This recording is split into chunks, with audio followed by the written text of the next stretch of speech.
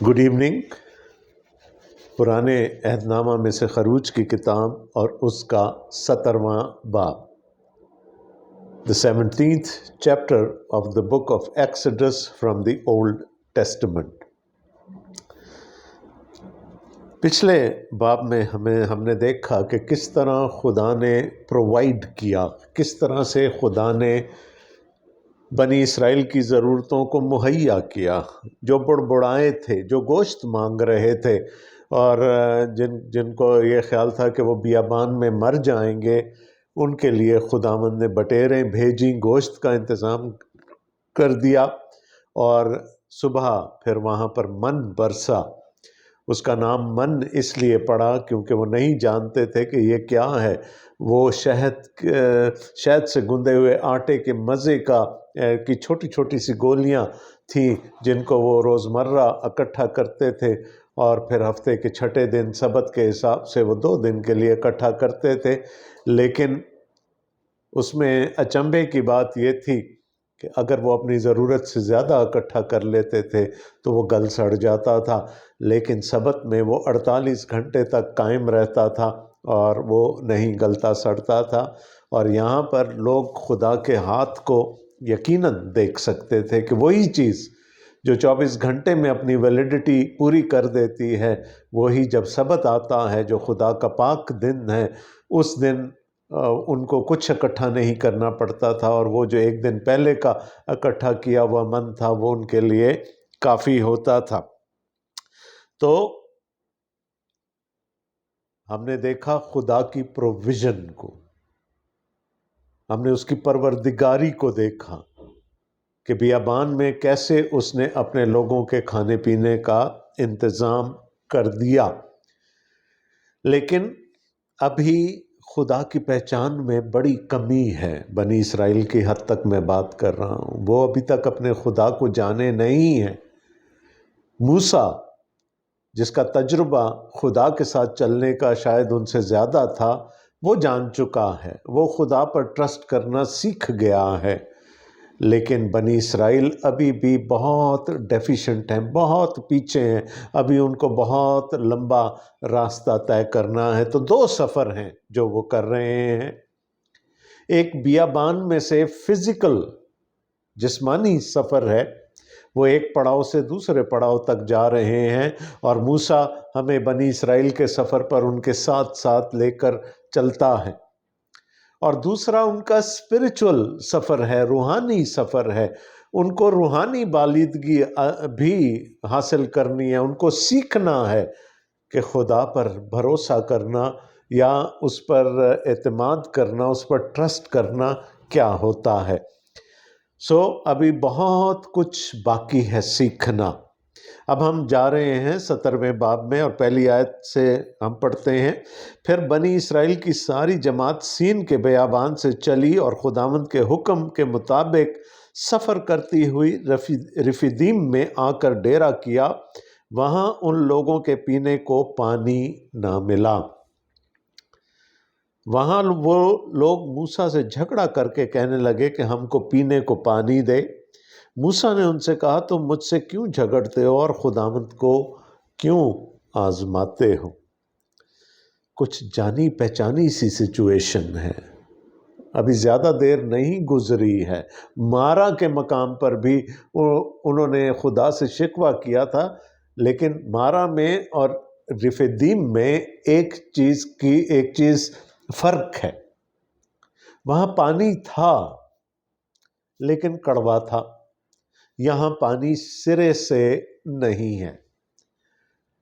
اب ہم نے لاسٹ ٹائم جب ان کو دیکھا تھا تو وہ سین کے مقام تک پہنچ چکے تھے، جہاں سے صحرائے سینا بالکل سامنے تھا، کوہ سینا ان کو نظر آ رہا تھا۔ اب وہ اس کی طرف بڑھتے ہوئے رفیدیم کے مقام پر پہنچ چکے ہیں۔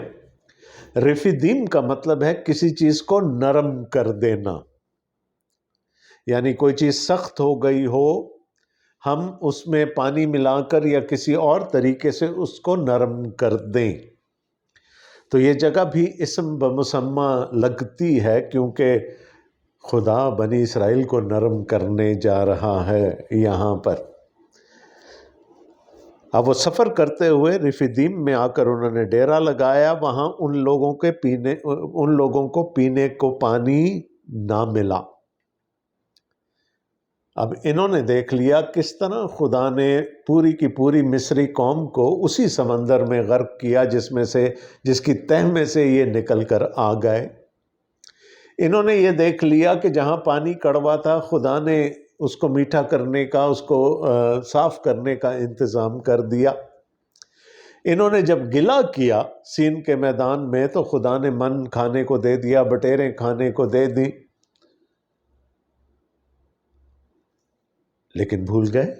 ایک پڑاؤ کا فرق ہے نا، سین سے لے کر اب رفیدیم میں آئے ہیں، بھول گئے کہ وہ خدا کس طرح سے ان کے لیے پروویژن کرتا رہا ہے، خدا کیسے اپنی پروردگاری ان کے لیے دکھاتا رہا ہے۔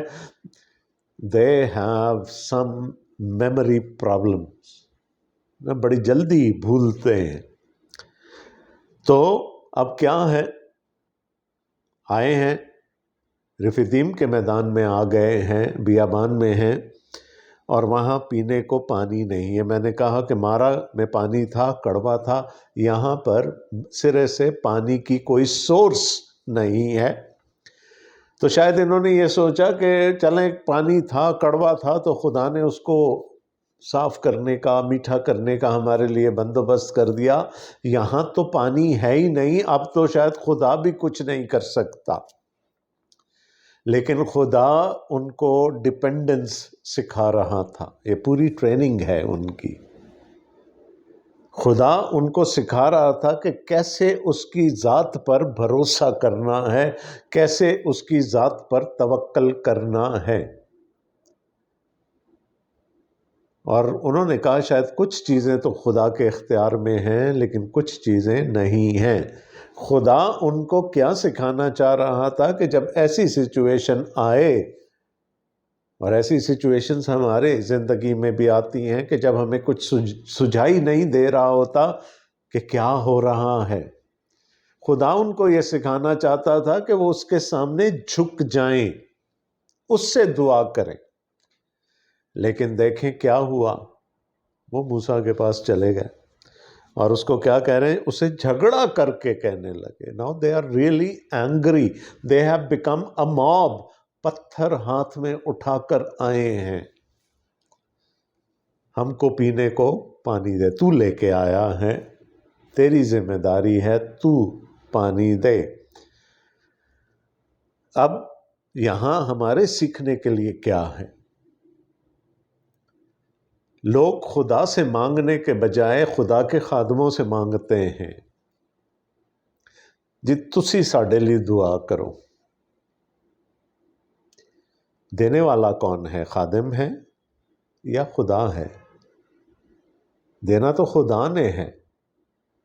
یہ میں نہیں کہہ رہا کہ خادم بری الذمہ ہیں دعا کرنے سے، ان کی ڈیوٹی ہے، they are bound to pray for people، لیکن ان پر بھروسہ کر لینا کہ جی فلانا شخص ہی ہمیں شفا دے سکتا ہے، اس کے بغیر خدا ہمیں شفا نہیں دے سکتا۔ وہی سچویشن یہاں پر ہوئی کہ وہ موسیٰ کے پاس چلے گئے، اس سے لڑنے جھگڑنے لگے۔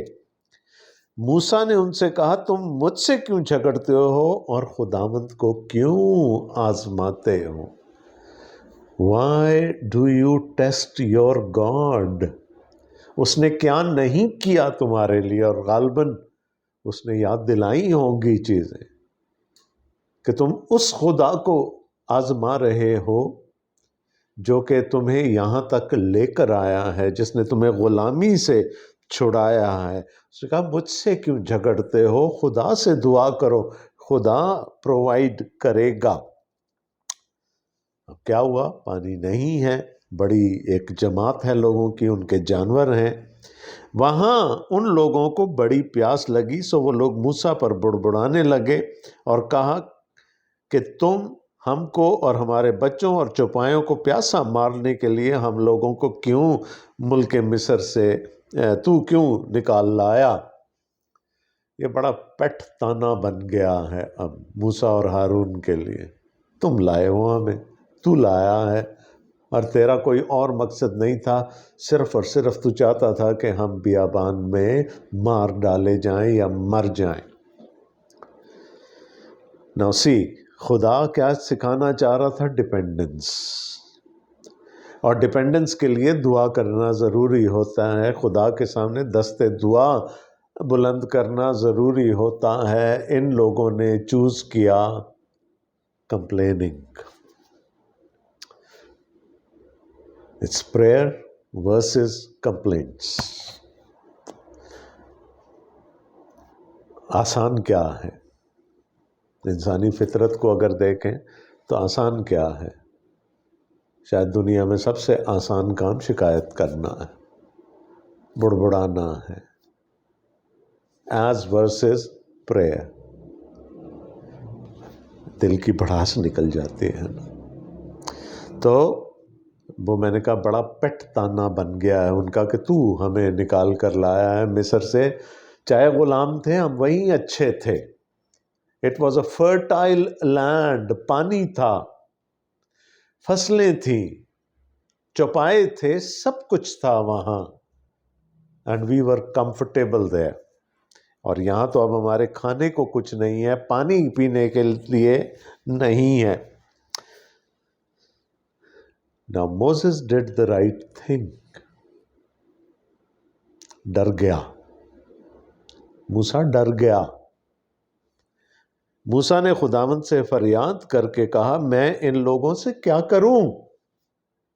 یہ تو میرے قابو میں ہی نہیں آتے، وہ سب ابھی مجھے سنگسار کرنے کو تیار ہے۔ میں نے کہا تھا پتھر لے کر آئے تھے اپنے ہاتھ میں،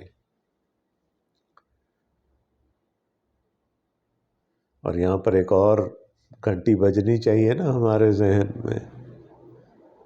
کتنے مقامات پر لوگ یسوع کو سنگسار کرنا چاہتے تھے،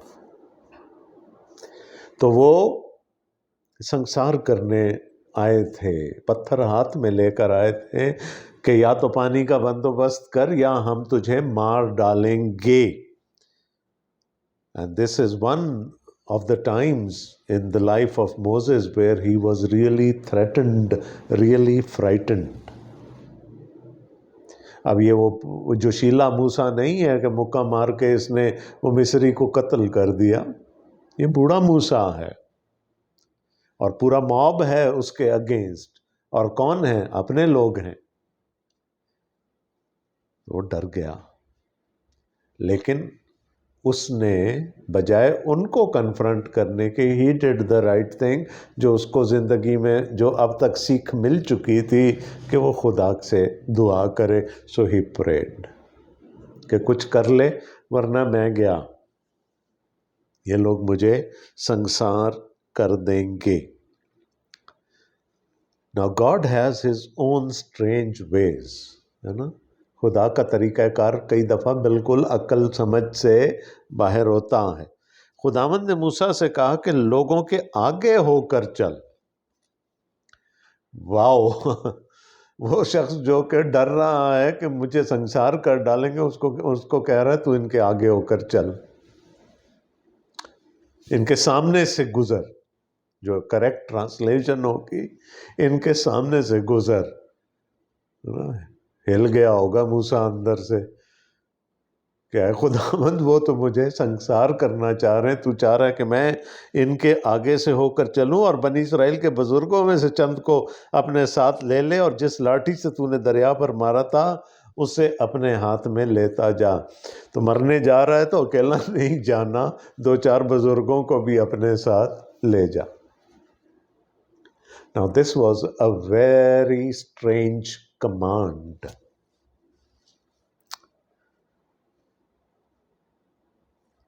لیکن کیا کہا؟ جا، بزرگوں کو ساتھ لے، ان کو ساتھ لے کر جا، اور اس لاٹھی کو ہاتھ میں رکھ لینا جسے کہ تو نے نیل پر بڑھایا تھا، دریا پر مارا تھا، اسے ہاتھ میں لیتا جا۔ Again, it rings a bell.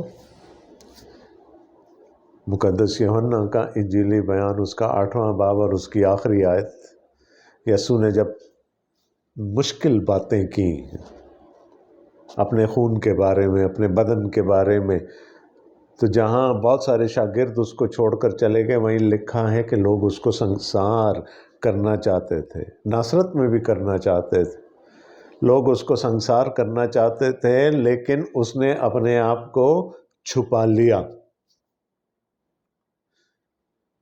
لیکن جو اس کا کریکٹ ٹرانسلیشن ہے نا، ہی واز ہڈن، وہ ان کے سامنے سے گزرا، but he was hidden from their eyes, وہ چھپا لیا گیا، اس نے خود اپنے آپ کو نہیں چھپایا۔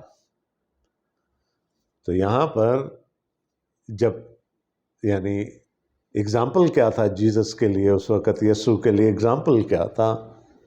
موسیس، موسیٰ اس کے لیے بہت بڑی ایک اگزامپل تھی۔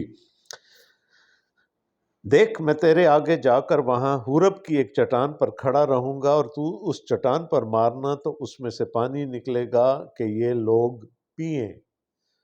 چنانچہ موسیٰ نے بنی اسرائیل کے بزرگوں کے سامنے یہی کیا۔ تو کہا ان کے سامنے سے گزر جا، نظر نہیں آئے گا تو ان کو، go to a place that I will show you, میں حورب کے پہاڑ پر، سینا کے پہاڑ کے اوپر ایک جگہ کھڑا ہوں گا، اور وہاں پر تو اس لاٹھی کو اس چٹان پر مارنا اور پانی نکل آئے گا۔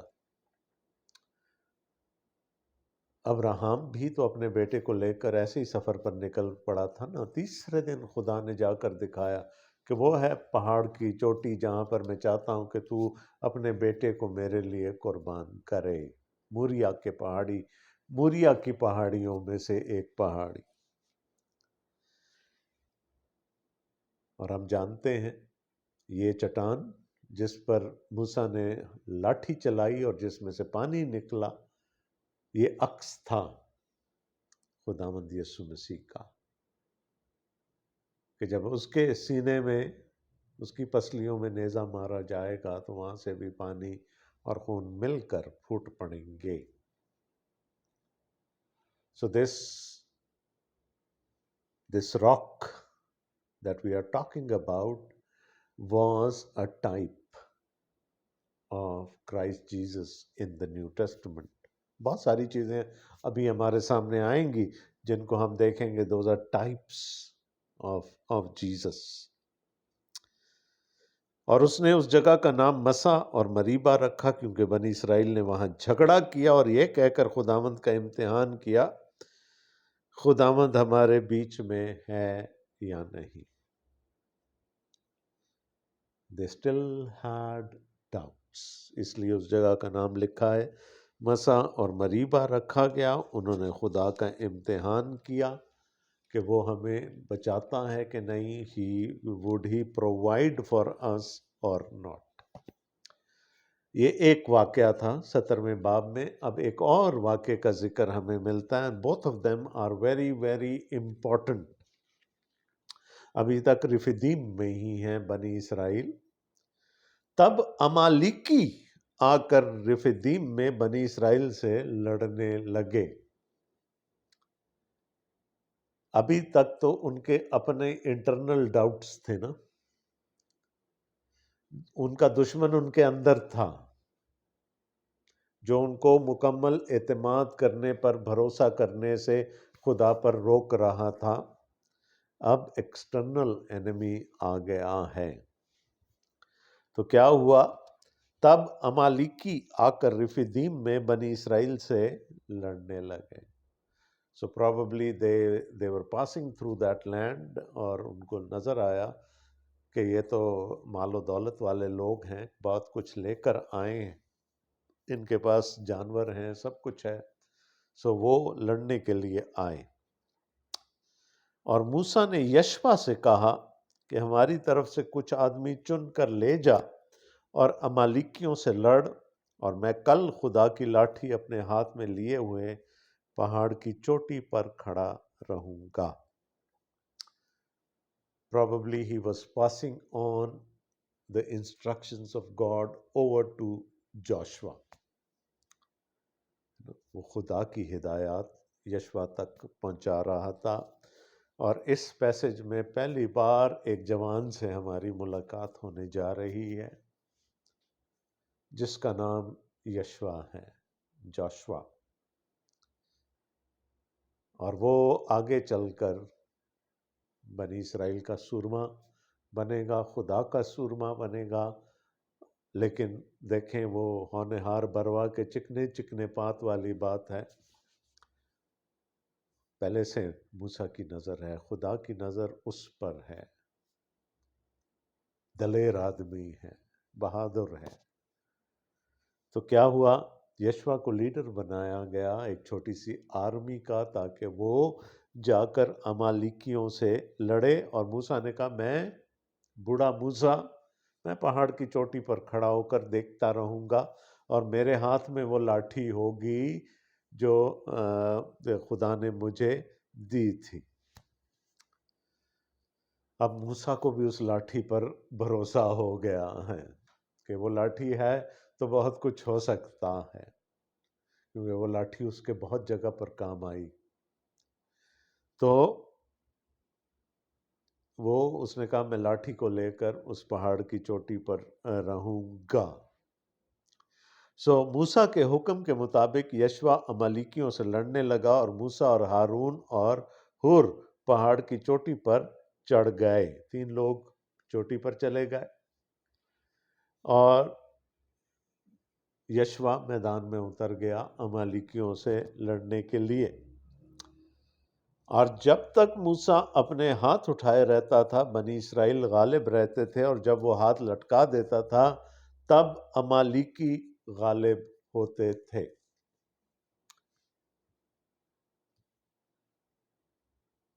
ہاتھ اٹھا لیتا تھا موسیٰ،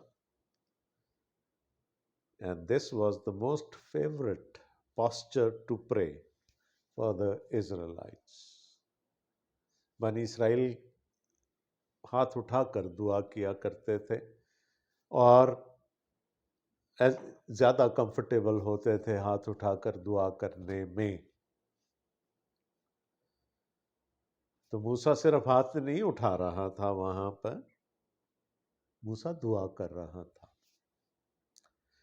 نیچے جنگ جاری ہے، ایک جنرل اپنی فوج کو لے کر میدان میں ہے، پیچھے ہیڈ کوارٹرز میں کیا ہو رہا ہے، دعا کی جا رہی ہے ان کے لیے۔ اور دعا کرنے والا کون ہے؟ موسیٰ۔ وہ ہاتھ اٹھا کر دعا کرتا تھا، تھک جاتا تھا، ہاتھ نیچے کر دیتا تھا، تو کیا ہوتا تھا، پانسا پلٹ جاتا تھا لڑائی میں۔ جب تک دعا کر رہا ہوتا تھا بنی اسرائیل جیتتے تھے، جب وہ بیچ میں وقفہ لیتا تھا تو امالیکی جیتنا شروع ہو جاتے تھے۔ اب دیکھیں، یقیناً موسیٰ اکیلا نہیں کر رہا ہوگا دعا، جو 2 اس کے ساتھ گئے ہیں، ہارون ہے اور ہور ہے، وہ دونوں بھی تو اس کے ساتھ دعا میں مدد کر رہے ہوں گے نا۔ So they were sitting there interceding for their people. پطرس کو خداوند یسوع مسیح نے کہا تھا، کتنی دفعہ ابلیس نے چاہا کہ تجھے پٹکے، لیکن میں نے مانگ لیا تجھے۔ تو وہ جو ایک انٹرسیشن ہوتی ہے لیڈرشپ کی، انٹرسیشن ہوتی ہے ایمانداروں کی، وہ دوسرے ایمانداروں کے لیے حوصلے کا باعث بنتی ہے۔ آج خداوند یسوع مسیح کیا کر رہے ہیں باپ کے دائنے بیٹھ کر؟ اس انٹرسیڈنگ، وہ شفاعت کر رہا ہے، وہ دعا کر رہا ہے، کس کے لیے؟ میرے لیے، آپ کے لیے۔ تو جب تک ہم اس کی دعا کے کور میں رہتے ہیں، اس کی شفاعت کے کور میں رہتے ہیں، ہم جیتتے رہتے ہیں ابلیس کے اگینسٹ۔ لیکن جیسے ہی ہم کمزوری دکھاتے ہیں، کوئی ایسی بات ہوتی ہے جس کی وجہ سے ہم اس کور سے نکلتے ہیں، تو پھر ابلیس ہمیں دبوچتا ہے۔ جسٹ لرن کہ وہاں کوئی ہے جو بیٹھا ہوا ہمارے لیے دعا کر رہا ہے، اور جب تک اس کے ہاتھ اٹھے رہیں گے ہم بچتے رہیں گے، لیکن ہماری کسی کمزوری کے باعث اگر اس کے ہاتھ لٹک گئے تو پھر ہم دشمن کے سامنے ولنریبل ہو سکتے ہیں۔ اور جب موسیٰ کے ہاتھ بھر گئے تو انہوں نے ایک پتھر لے کر موسیٰ کے نیچے رکھ دیا اور وہ اس پر بیٹھ گیا، اور ہارون اور ہور ایک ادھر سے اور دوسرا ادھر سے اس کے ہاتھوں کو سنبھالے رہے، تب اس کے ہاتھ آفتاب کے غروب ہونے تک مضبوطی سے اٹھے رہے۔ انسان ہے، بوڑھا ہے، کتنی دیر ہم اپنے ہاتھ اٹھا کر رکھ سکتے ہیں؟ کتنی دیر ہم دعا میں گزار سکتے ہیں؟ And that's where aids come in, helpers come in. وہ لوگ جو آپ کا حوصلہ بڑھاتے ہیں، جو آپ کے بازو بنتے ہیں۔ تو یہاں ہارون اور ہور موسیٰ کے بازو بن گئے، اس کو بٹھا دیا، تھک گیا تھا، فزیکلی تھک گیا تھا، اور اس کے ہاتھوں کو پکڑ لیا تاکہ اس کے ہاتھ لٹکنے نہ پائیں، اور غروب آفتاب تک لکھا ہے وہ ہاتھ اٹھا کر دعا کرتا رہا، اور یشوع نے امالیک اور اس کے لوگوں کو تلوار کی دھار سے شکست دے۔ So it was valour, bravery, بہادری فیلڈ میں، میدان جنگ میں، اور پیچھے لیڈرشپ کی دعا جو کہ ان کو میسر تھی جب تک موسیٰ دعا کرتا رہا، اور جہاں موسیٰ کا حوصلہ پست ہونے لگا اس کو حوصلہ دیا گیا۔ تو بڑے خوش نصیب ہوتے ہیں وہاں وہ لوگ جن کے پیچھے دعا کرنے والی ٹیمز ہوتی ہیں، لوگ ہوتے ہیں۔ اکیلا مجاہد کسی کام نہیں آ سکتا۔ ہماری گواہی، ہماری ایوانجلزم اس وقت تک پھلدار نہیں ہو سکتی جب تک پیچھے کوئی دعا کرنے والا نہ ہو۔ تب خداوند نے موسیٰ سے کہا، اس بات کی یادگاری کے لیے کتاب میں لکھ دے اور یشوع کو سنا دے کہ میں عملیک کا نام و نشان دنیا سے بالکل مٹا دوں گا، کیونکہ انہوں نے میرے لوگوں کے سفر میں رخنہ ڈالا ہے۔ I will annihilate them۔ اور یشوع کو کیوں سنا دے؟ He will be the one جو لڑے گا ان کے اگینسٹ۔ اب دیکھیں،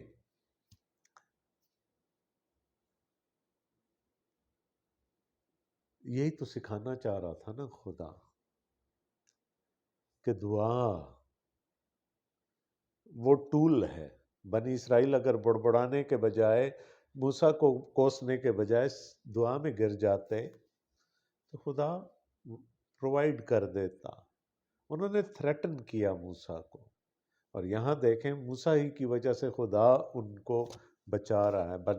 اب وہ سیکھ گئے ہوں گے اس واقعے کے بعد کہ دعا میں کتنی طاقت ہے۔ سو میں نے آپ کو پہلے بھی کہا تھا یہ ٹریننگ ہے، بنی اسرائیل کی ٹریننگ ہے۔ تو اب عمالیق کا فیصلہ کر دیا گیا کہ وہ ان کا نام و نشان مٹا دیا جائے گا، اور موسیٰ نے ایک قربان گاہ بنائی اور اس کا نام یہوہ نسی رکھا۔ نسی کا مطلب ہے پرچم، بینر۔ God the banner.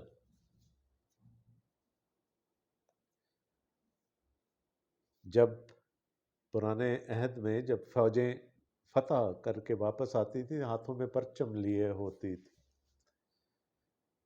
وہ نشان ہوتا تھا وکٹری کا۔ تو یہاں پر موسیٰ نے اس قربان گاہ کا نام کیا رکھا؟ یہوہ نسی، یعنی خدا ہماری جیت کا بینر ہے، وہ پرچم ہے ہمارا۔ He gives us victory۔ یاد رکھیے گا اس قربان گاہ کا نام یہوہ نسی رکھا گیا۔ بہت دفعہ ہم کہتے ہیں کہ یہ خدا کا نام ہے، but that place, وہ جو وہاں پر بنایا گیا مذبح، اس کا نام یہوہ نسی رکھا گیا۔ اور اس نے کہا خداوند نے قسم کھائی ہے، سو خداوند امالیکیوں سے نسل در نسل جنگ کرتا رہے گا۔ یہ آگے چل کے جب ہم پڑھیں گے تاریخ کو تو یہ چیزیں ہمارے سامنے آتی رہیں گی۔ Just store them in your memory کہ خدا پھر آگے چل کر امالیکیوں سے کیا کرے گا، امیلکائٹس۔ تو ایک طرف وہ ایک انٹرنل ڈاؤٹ تھا، ایک انٹرنل دشمن تھا، جو شک و شبہ، جس نے ان کی پروگرس کو روک دیا تھا۔ خدا نے اس کے بندوبست کر دیا۔ پھر ایک ایکسٹرنل انیمی، دا امیلکائٹس، ایک بیرونی دشمن آ گیا لڑنے کے لیے، اور ہم نے دیکھا کہ کیسے جنگجو، وہ سپاہی اپنے جنرل یشوع کی قیادت میں لڑتے رہے، لیکن مرد خدا موسیٰ اور ہارون اور ہور وہاں کھڑے دعا کرتے رہے پہاڑ کی چوٹی پر، اور جب تک دعا جاری رہی بنی اسرائیل جیتتے چلے گئے۔ That is the power of intercession. اور یہی خدا اس میدان میں بنی اسرائیل کو سکھانا چاہتا تھا، اور اس حوالے سے مجھے اور آپ کو سکھانا چاہتا ہے۔ We have to depend on each other's intercession۔ ہمیں ایک دوسرے کی شفاعت کی ضرورت ہے، اینڈ اس سے بھی زیادہ ہمیں خداوند یسوع مسیح کی شفاعت کی ضرورت ہے۔ خداوند آپ سب کو بڑی برکت دے، آمین۔